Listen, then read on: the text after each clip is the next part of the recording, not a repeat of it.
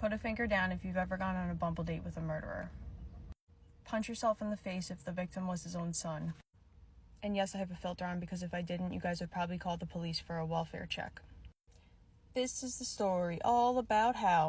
So in 2018, I had just gotten out of a bad relationship and was not having a good time and needed something to do, keep me busy, fill the void, so Bumble it was. I matched with some guy who doesn't live far from me, and he was blonde-haired, blue-eyed, stocky, cute, and I was like, okay, this could work. So we go on a date.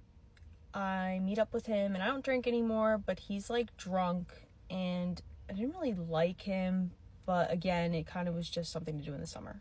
During the date, he's like, I might have a 4.5-year-old. I don't know yet. We're waiting for paternity. A few drinks in, of course, because who says that during the introductions? And I'm like, all right, whatever, bar's low, my guy. He definitely was not my type, or I didn't really like him, but again, it was just entertainment. Exhibit A, I had to take a picture to show my friends because he's in the My Daddy's a Lawyer starter pack. Like, generally, I'm gonna need at least 1 to 2 Chicago Bulls fitteds in your closet and at least 3 pairs of Jordans. So he tells me he teaches underprivileged kids in Baltimore math. I was like, do you want to come to Baltimore for the weekend? And me being an excellent decision maker, I was like, sure, what's the worst that can happen? Just very on par with my overall existence. So I'm driving there, and I'm an hour away from home in New Jersey, and my car starts billowing white smoke, and I had to pull over. I thought for sure I'm about to be in thousands of dollars of debt. I was in my Subaru car girl era, and my car always needed oil, so I figured something had finally happened.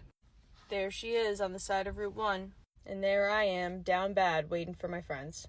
So my car had to be towed an hour away, good times, and I told him I'm not coming, and he got super weird and was like, I'll get you a rental car. It was like 8 o'clock at night, and I just met you. Red flag. Stopped answering him after that, and then I got some creepy voicemails, and I was like, dodged a bullet. Like, what is up with this guy? And then one day I was at school, and I posted a story on Instagram. So you can't really read what I wrote, but I put, is today the day I don't make it out alive? And he says, one can only hope. It's crazy. I thought you weren't a bleep.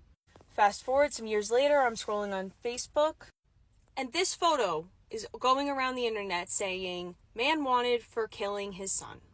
And I'm like, that's him. That's the guy from the date that got really weird.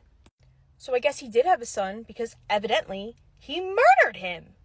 So as if this wasn't the tip of the iceberg, the overall craziest part of the story is my car goes to the mechanic, and I'm like, again, screwed. I think my car just blew up, and I get a call going, hey, car's all good.